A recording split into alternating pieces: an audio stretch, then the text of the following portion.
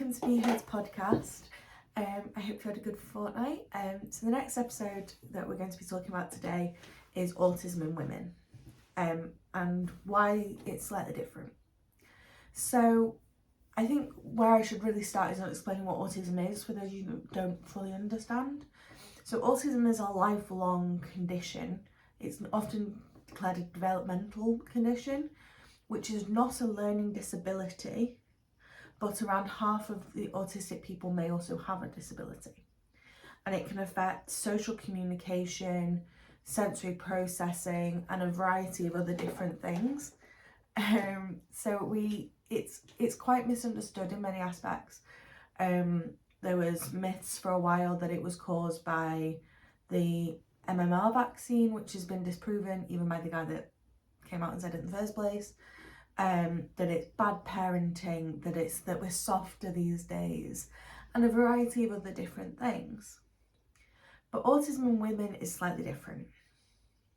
There are differences when looking at it from men to women. And the studies show that women are underdiagnosed because we're very good at camouflaging or masking, whichever term you choose. And the latest rate, there's been various ratios from 16 to 1 to 2 to 1, but the most recent diagnosis to male to female is that for every 3 men or boys that are diagnosed with autism, there is 1 woman. But recent studies also show that that's actually a 1-to-1 ratio in reality, diagnosed or not. So it's very difficult and it's hard to explain because we camouflage and we mask so well. Women are often diagnosed later. For me, I was 18, and it's for a variety of different reasons that is. So I have kind of gathered a little checklist about autism in women, and computer going a bit haywire. And it's kind of things that would suggest that a female is autistic. So firstly, we'll start off, I've kind of broken it into sections a little bit. So social communication, human interaction symptoms, resistance to touch. I'm not very good when people touch me. There are exceptions, like I'll let my mum and touch me, fine, dog, fine. Strangers, like hugging, I don't understand. I genuinely don't get it. It just baffles my brain. It's almost like it's a fear response for me a little bit, because it's like that means you're right into my personal space. There's no break between me and you, and I like to keep people just a little bit further away. Having a preference to spending a lot of time alone. Now, one of my things is when I'm really struggling mentally is I withdraw, but in a way being alone is kind of the very few times where I don't feel like I have to or that I need to mask, because in my own little bubble, brackets at this house, I don't have to pretend to be neurotypical. I don't have to suppress my stims. I don't have to not fidget with fidgets. I don't have to apply filter in what I say. Being alone is kind of comforting in that respect, because I get to be me without pressure or thought of being misunderstood elsewhere, which is a little bit difficult for most people to understand. An inability to start a conversation. So I learned recently that it's not normal to script conversations in your head. I didn't know this. It's an autistic trait. I didn't know that. For me, when I have a difficult conversation I need to have, or a conversation that I know I've got to have, I script it. And in a way, I kind of have a variety of scripts for everyday conversations. So it's like, hi, how are you? And it's almost so I know what I need to say next. Because just going up to someone sometimes is really overwhelming. And it's just like, well, what are they going to ask me? But then I'm really good at a networking situation. So maybe my scripting works. I don't know. I quite often say with my assistant, so Bennett, he is my failsafe. Because if I need to talk, although it's not nowhere near his primary task, he enables me to say, what's the dog for? Easy start of a conversation. The next one, trouble recognising social cues, non-verbal forms of communication. Now I've got a blog post planned for next time that's communication, it's not just words. But to give you the statistics on that, 7%, so imagine you've got a pie chart, you've got 100%. Only 7% of that pie chart is the physical words that come out of a person's mouth. And it's something like 38% is the tone and voice that the individual has used, and 55% is body language. And this blows my mind, because to me, you may as well just be talking 100% what people say. Because like, if someone's body language and social tone and words don't match, I can't tell. Honestly, I genuinely cannot tell. And it can cause quite a lot of problems, like non-verbal cues of someone looks quite pissed off, well then you need to leave them alone. I can't see that necessarily unless I know you really well. And that can cause a lot of problems. A lot of them. Trouble in that respect is often suppressed by masking, because we mirror what other people are doing around us. It gets to the point like we've learned it, but it's uncomfortable. We don't fully understand why we're talking here and when we're not talking there, but we do understand that we need to talk, and it becomes a learned behaviour. This is when I need to speak, this is that, this is that, this is that, but it quite often doesn't actually make sense to us. It doesn't make sense to me, still doesn't. Talking excessively but about a select subject even though others are non-responsive. Oh, this one. So with autism, you tend to have forget the word to explain it, but I call it my specialism. And you can have more than one. I have business, which was my degree. Neurodiversity is a big one for me, but also dogs. I will talk about dogs all day, every day. To anyone, no matter if you're listening or not, I will talk to you about assistance dogs, Labradors, Spaniels. If you set me off, I'm like a train. Once it's left you can't call it back. It's quite hard because my mum says, not everyone wants to hear about this. It's like, but everyone should, it's interesting. And it's like, no, it's interesting to you. It's not necessarily interesting to everybody else. So yeah, that's it. It's quite often a telltale about that, because it's often that one thing that we don't need to mask with. We're just like, oh, I know what to say, yay, and bolt. I do it quite a lot, and I quite often just get the easiest way to get me to stop is just tell me to shut up, as bluntly as that is. And finally, in this like social communication section, we've got a reduced ability to express emotion. Now, for the longest time, and I think I actually classed it up until I went to therapy, I didn't know really what emotion was. I could tell you I felt good or I felt bad, so I was sad or happy, and there was no intermediate in that. To be fair, there still isn't, but I thought you were only happy or you were sad, and there was no in between in that.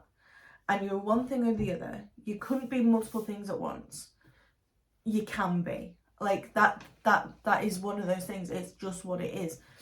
And I think for the longest time I didn't recognise emotion because I didn't understand when people said, I feel anxious, and I'm like, what's that? And then someone explained the symptoms of anxiety to me, and it was like physical sensations of like feeling your heartbeat in your fingers, your heart pounding out your chest. It's like, oh, that's anxiety. I just call it that thing. Because to me, it didn't have names. And one of the major things I had to learn as part of emotional intelligence was what emotions were, and that I may feel them psychologically, but I don't notice them. They affect me physically more. And it's learning that balancing act between one and the other. And expressing that emotion in a healthy way is often quite problematic. And for me, I know when I couldn't express my emotions, my feelings, stuff that happened to me, I'd melt down every day.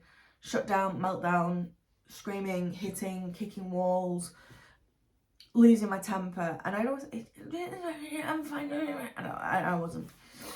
And that it's often that last thing of not knowing how to express emotions, which leads to diagnosis, because it's often that one thing that tips you over the edge. So for me, I I was in the grips of depression, which I now also know was linked to PTSD. And I couldn't express how I felt or what had happened to me. I didn't have the words. I didn't have the vocab. And nor did I think anyone would care. And that ability makes you feel really alone. And it's often that last thing that makes someone go, is this normal? Or someone says, you don't express emotion, or you express too much emotion, or you're none of them. And that is often the thing that really hurts, because we're often deemed like emotional robots. We don't feel, we just carry on regardless. And I'm the worst for this, because I can carry on.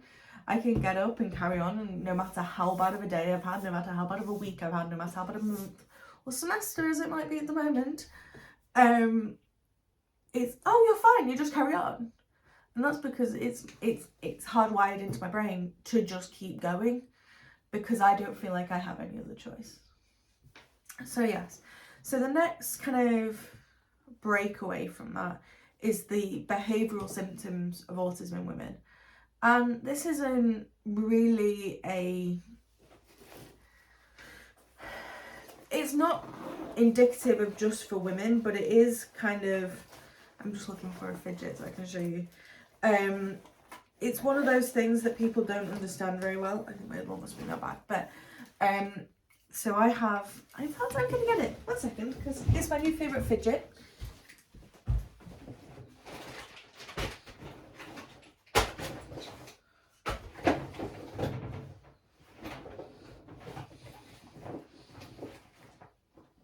There it is. Found it. Woo! So those of you that are watching this on YouTube, you'll have to see what I'm about to show you.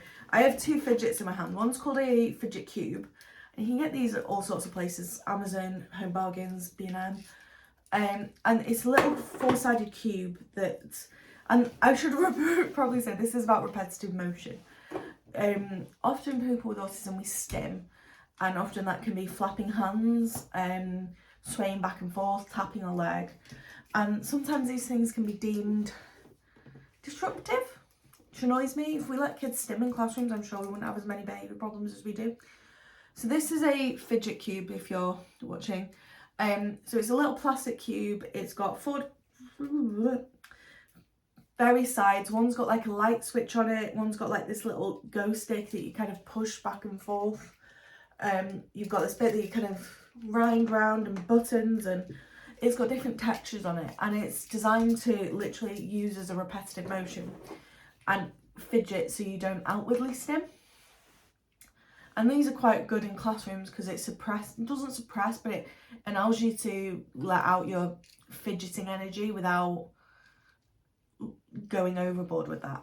But this is my current favourite. This one I picked up at the works the other day. This is called an infinity cube, and it's basically 8 plastic boxes connected together.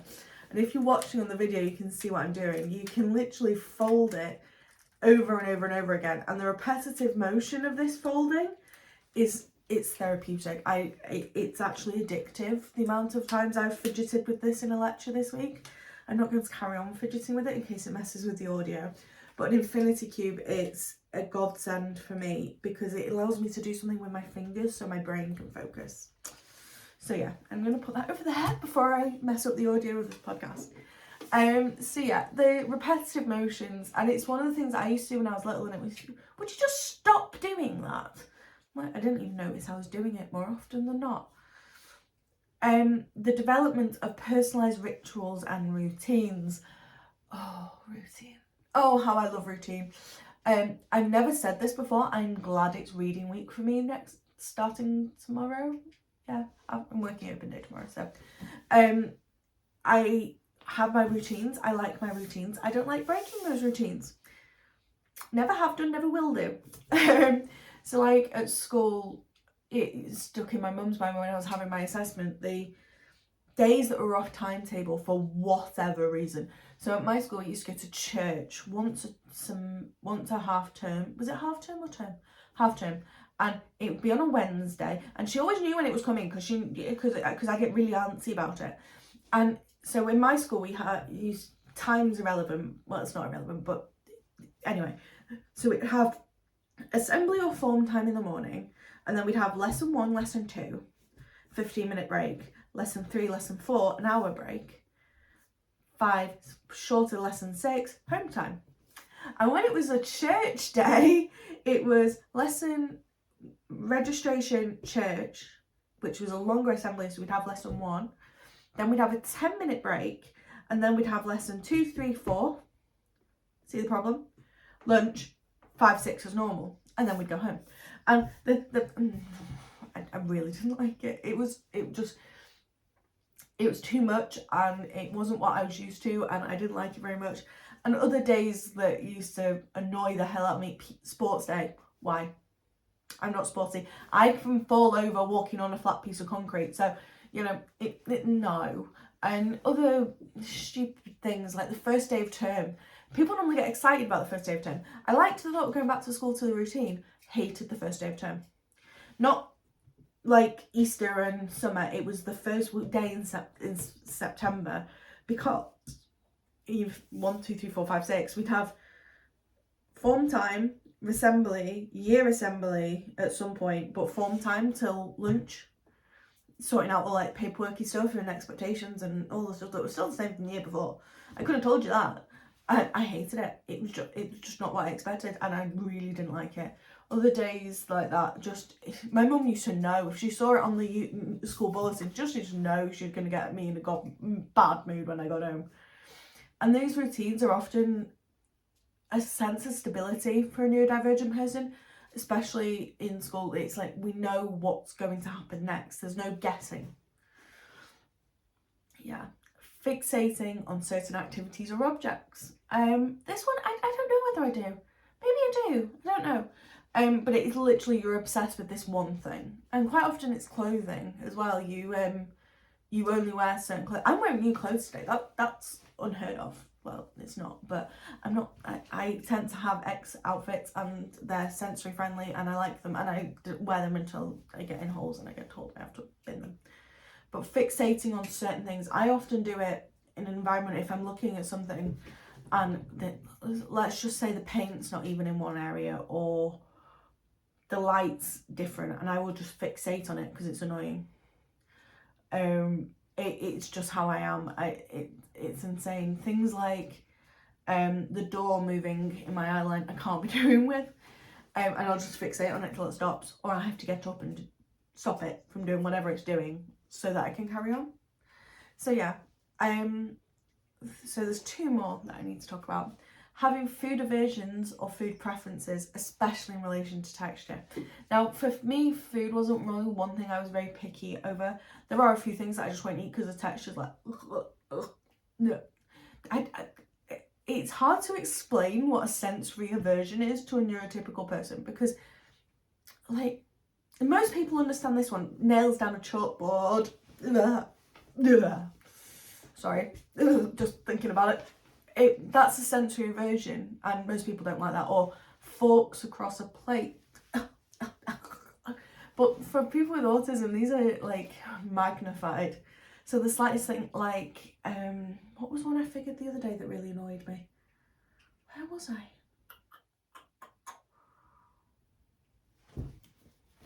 There was one. The light in one of the rooms that I go in quite often changed, and it was changed from a nice kind of bright enough light to an overly bright, different coloured light. And there's different colours of light, yellow, white, and anyway, can't stand it. I genuinely, it's so uncomfortable. I'm like, oh please. So that it's all these little things, like most of the ones people understand is like the nails and stuff, but that's for multiple different things constantly. And this one is the tip of links into what my previous statement was. Experience light and sound more powerfully than others. So quite often you will see me with noise cancelling headphones, more or less constantly, or loop earplugs. They're a godsend. They're little plastic earplugs, almost like with the old-fashioned headphone tip on them. In fact, I have some over here. This is what I call my sensory toolkit I keep on my desk. If you're watching on video, you'll be able to see. So that's timers and all sorts of sensory things. But these are loop earplugs. They come in these little pots, And I'll show you what they look like. So they do a set that are particularly for neurodivergent people. They're designed with us in mind, and these are called the Loop Engage. I don't know whether I can get you to see this or not. Let me try. This is called a Loop Engage earplug, and they help produce, I think it's up to 38 decibel of what you're listening to. So these are godsend. I use them at university to block out what other people are saying so I can hear just the lecturer. They're amazing, and honestly, if they're called Loop, I will tag them. I will leave a link to them under this video and under this in a web, but they come in these little cases. They're amazing. And for me, with light, I have tinted glasses. They're in my car at the moment, but the way I was taught to explain this to people is that with an autistic brain, you tend to feel things 10 times harder than a neurotypical person. So I like to, when I'm delivering a training, I like to say, okay, just for a minute, imagine every light is 10 times brighter. Every texture is 10 times that on your skin. Every sound is 10 times louder. And people are like, how long would it take you to get overwhelmed? And quite a lot of people say, not very long at all. And I'm like, yeah, well, that's how I feel. All day, every day. So that's kind of the major traits of autism, particularly in women. But we have a major one, and it's called autistic masking. And I am very good at autistic masking. I will admit it. I am very good at it. And I have a love-hate relationship with it. Because it allows me to do so much, but it's also exhausting. So to mask or to camouflage means to hide or disguise part of yourself in order to fit in better with those around you. It is an unconscious strategy, so I do it without knowing. All humans develop, especially on the spectrum, whilst growing up in order to connect with those around us. So I made a TikTok the other day, it's like that buffering sign. I call it the circle of doom when you're trying to load something. And it's when I tell someone I can mask without knowing. It's a lesson I'm slowly trying to unlearn to mask, but I am not. Controversially, I'm glad that I can mask because it allows me to do certain things that I won't be able to do otherwise. But it's a double-edged sword. It enables me to, but the drawback is every action has an equal reaction. So masking's benefit is it does make me fit in. It makes me hide how vulnerable I am sometimes, and it's a coping mechanism for living in a neurotypical world. It allows me to network. It allows me to hold a conversation with people that I can't normally hold a conversation with. But the downside of that is it's the opposite, being it's exhausting. It takes so much energy. My mum used to wonder why I was always tired when I got home from school. We now understand why. People don't know me as any different than my mask. So when I unmask, they're like, who the hell is this?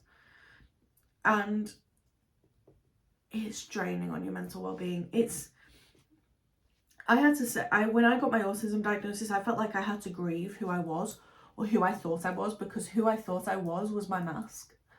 And that's still a lesson 3 years on that I'm still learning, and I will learn every single day. But what I really want to make people aware of is that if someone feels comfortable enough to let that guard down a little bit, let them. It'll do the most amazing things, because you will understand that person 10 times better, but you will also understand that they are, when they are overwhelmed and when they are overstimulated and when they need a friend, because quite often with my autism is I can mask so well, but no one can tell that I'm struggling.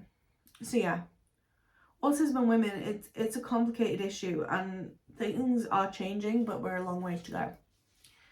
But be mindful of that friend who can carry on regardless, because sometimes they might just need a friend to cry to, but they don't know how to start that conversation.